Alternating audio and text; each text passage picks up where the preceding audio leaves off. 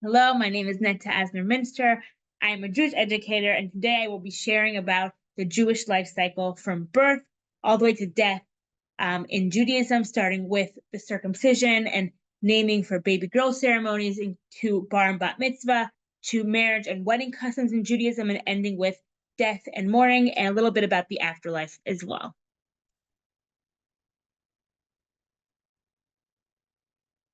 And now we arrive to the final station in Jewish life, which is death and burial and mourning in Judaism. So it is important to mention that death is completely considered a natural part of the Jewish life cycle. All our leaders, Abraham, David, Moses, they all very much clearly died within the text of the Torah. And so it's important to mention that Judaism really sees that death is something that is natural, that happens, and it's completely part of the cycle, no matter how important you are, what your background is. We all die in the end. What happens with the afterlife, we'll get to it in a second, because that does have a place within Judaism, but that death is very much a natural life cycle. And you can also see that in the greeting you're supposed to say when someone passes. So meaning when you find out that someone has lost a relative, you say what's Baruch Dayan Ha'emet. Blessed is the judge of truth. That's what you say. You're praising God and that He's the judge of truth through this greeting. And that is what you say. That is what's common to say when you hear about someone losing somebody in their family, about somebody losing a close relative. So it really goes to show and is really telling that it is a very natural thing within Judaism and something that is expected and something that happens. And at the same time, there's a very clear process about assisting people to deal with the grieving, with the mourning, and understanding that losing a close relative is not an easy thing. And death is not easy for those who remain behind, basically remain alive on earth. Okay, so who do we actually mourn, first of all? So the obligation of the death and mourning, like the mourning customs within Judaism, apply to these 7 close relatives: mother, father, sister, brother, spouse, son, and daughter. So those are the 7 close relatives that we are obligated to mourn for and practice the mourning customs. It is important to note that we have what's generally practiced in Jewish law, and also if you have a personal situation, then of course one can consider and discuss that further with their rabbi. So the fact that you have perhaps a close relative like an aunt or a grandparent who raised you and your parents were not around, and it's not written here, doesn't mean you wouldn't mourn them. It just means you would have a private discussion to ask and discuss what that mourning would look like and what you could do, etc. So, like I just said, if you have an additional family or somebody close by who doesn't fit this description, but is like a close relative, and in addition, they don't have somebody to say Shiva for them, or to say Kaddish, which is the mourner's prayer on them, or they don't have anybody to mourn them, then it's even more of a reason why you would do something in their honor, because they don't have somebody who would be mourning them and practicing those mourning practices in Judaism for their passing. So that's who we mourn. What is basically the order of upon someone's death, what actually happens? So one of those close relatives have passed away. The minute you hear someone's passing, you rip the shirt that you are wearing, and this will become a shirt that you will be wearing for quite a while during your mourning process. And you go into this status called aninut, which means that you are not obligated in any mitzvot whatsoever, meaning you don't have to bless on food, you don't have to pray, you don't have all the obligations that are regarding time or whatever do not apply to you. And what you're supposed to focus on is the burial that would be happening ASAP. The idea is that we respect the body and we respect the person who has passed. And also we want the close relatives and just people generally to be beginning the mourning process as quick as possible. But again, it comes a lot from the fact that we want to respect the body. So the body is going through a purifying process.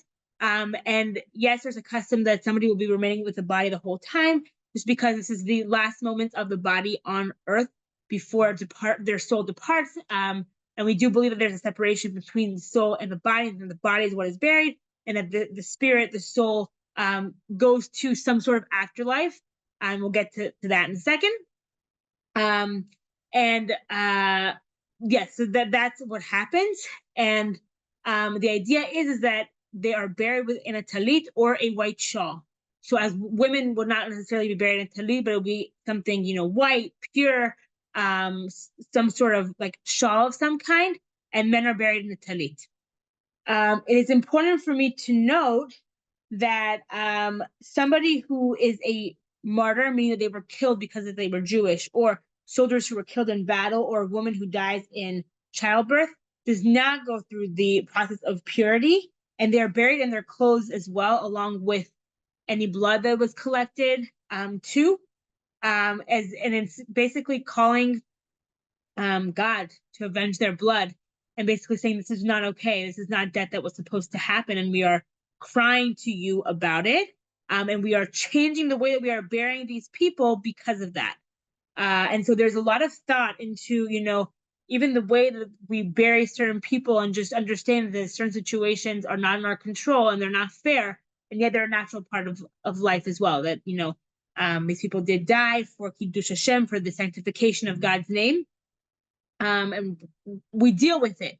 We're also crying to God at the same time. And unfortunately, the past war has brought a lot of these situations forth for many different families and people. It is sad to say that this has become something that that's been done recently among the Jewish people. So the ceremony itself is very short. All you basically need to do is bury the body and say the mourner's prayer, Kaddish. That is like what it boils down to. And additional things like saying a sermon, or reading a chapter of Psalms, or doing some sort of prayer, that would be in addition. But really, what you actually have to do is very minimal. There is an idea generally that participating in the ceremony is considered a blessing, and considered, a great thing.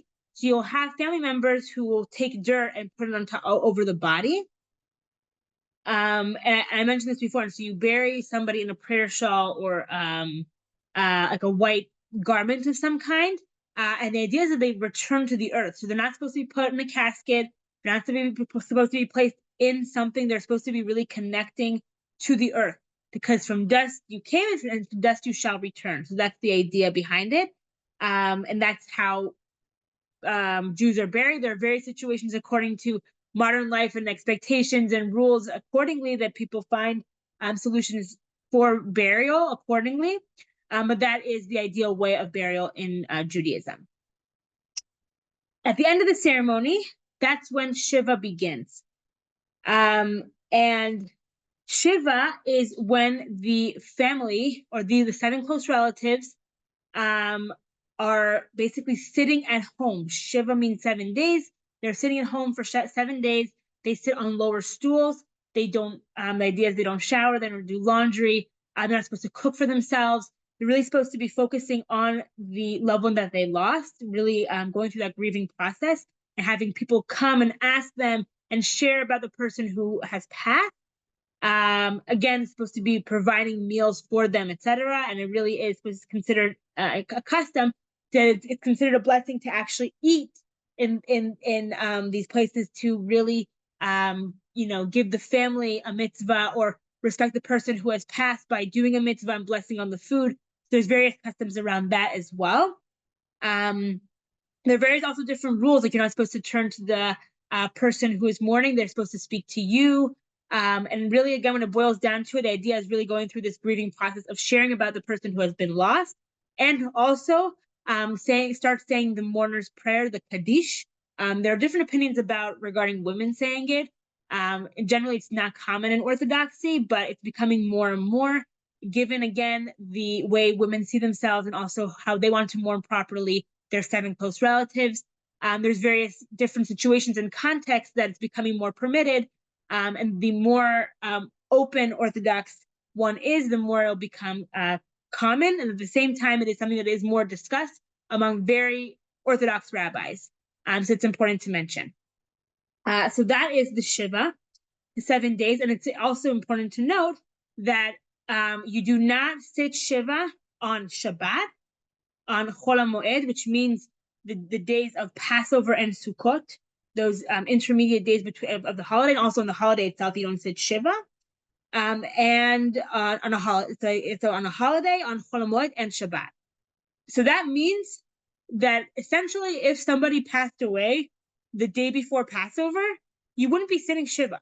And that can be very difficult for families and individuals and people, but it's important to be aware of because it is a very clear part of the process of grieving and mourning that is very helpful for a lot of people.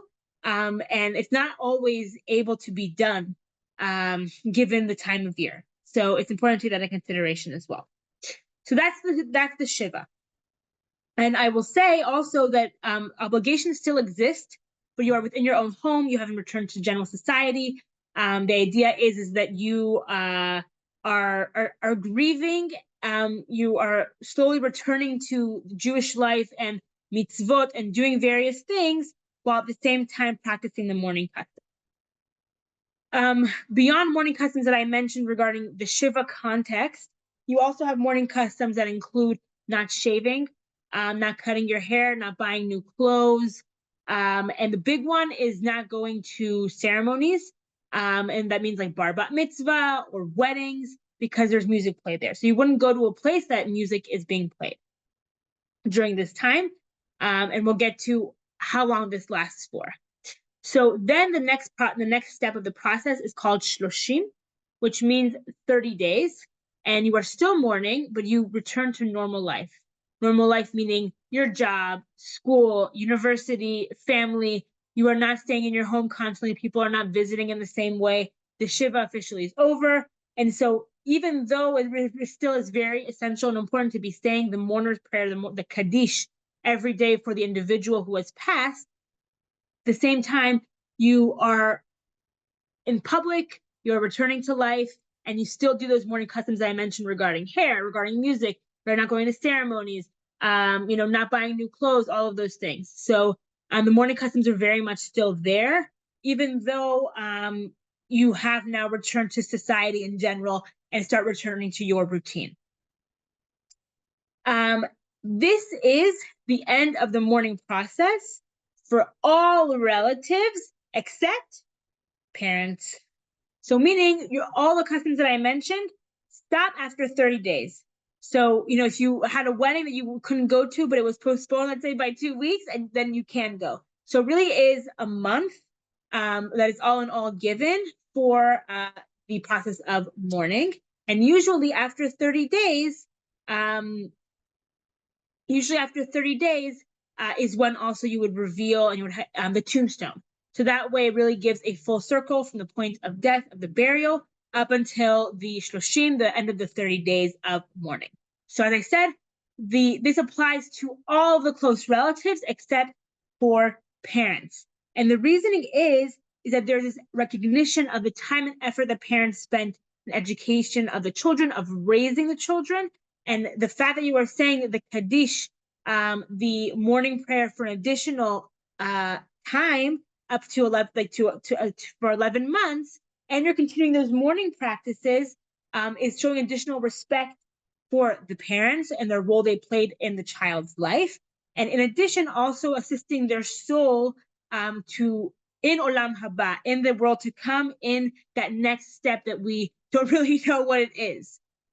So there is a differentiation between parents and the rest of the close relatives who we are mourning. Okay, now we have the afterlife, basically.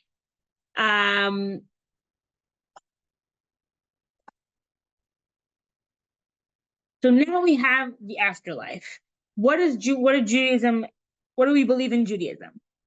So basically, there are a lot of different theories and beliefs and customs as to what the afterlife looks like. But the bottom line is that nobody actually really says, what it is. There's no heaven and hell. There's no two places that people go to. There are various few concepts that we believe in and discuss and we agree upon, but the specifics of what the afterlife looks like, we really do not know.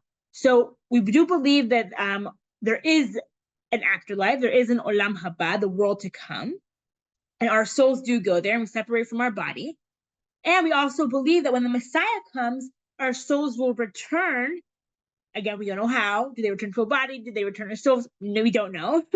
We do believe in that, and we actually pray and mention it every day in our Amidah, in the silent prayer, about our souls returning, about Tchiyat HaMetim, the idea of the resurrection of the dead, or the return of the dead, if that makes sense. And basically, I will also add that those are basically the two concepts regarding just what we believe regarding the afterlife, that it exists, and also that our souls will return one day, but we don't have the specifics. Two things important to mention about that. One, our actions that we do in life are for now, meaning it's not for the world to come. It's not for receiving anything in particular of wealth and money and good location and place, whatever. We don't just, that's not our language, it's not our lingo. So meaning we hope, we believe in the world to come, but we're not doing our actions and mitzvot and obligations today for that world to come. Meaning we know that our soul will arrive there and that will be part of our Jewish life cycle. But again, that's not the reason we do things. So that's really important to mention. Another thing is that non-Jews as well go in the afterlife. The fact that they are non-Jewish does not mean that they are in a different status from that point of view. It's just the fact that as Jewish people, we have a certain obligation and connection to God that we follow. And, our view of afterlife is a certain way. But we completely believe that people who are non-Jewish will also be in the afterlife with us, that they have a place there. Again, the specifics are very vague and unclear. And some people discuss this extensively, but generally, it really is something that is purposely made mysterious and vague because of the fact that it's unknown. And in a way, Judaism wants it to remain that way. We want to have the focus on here and now, our life here, the way we act for ourselves and our future generations here on earth. So that is basically it. That is the Jewish life cycle from birth to death and mourning, and also the afterlife and what Judaism believes. I hope this provided additional information and interest regarding, the Jewish life cycle. And I'm here if you have any more questions. As always, I'm happy to discuss further. Thank you.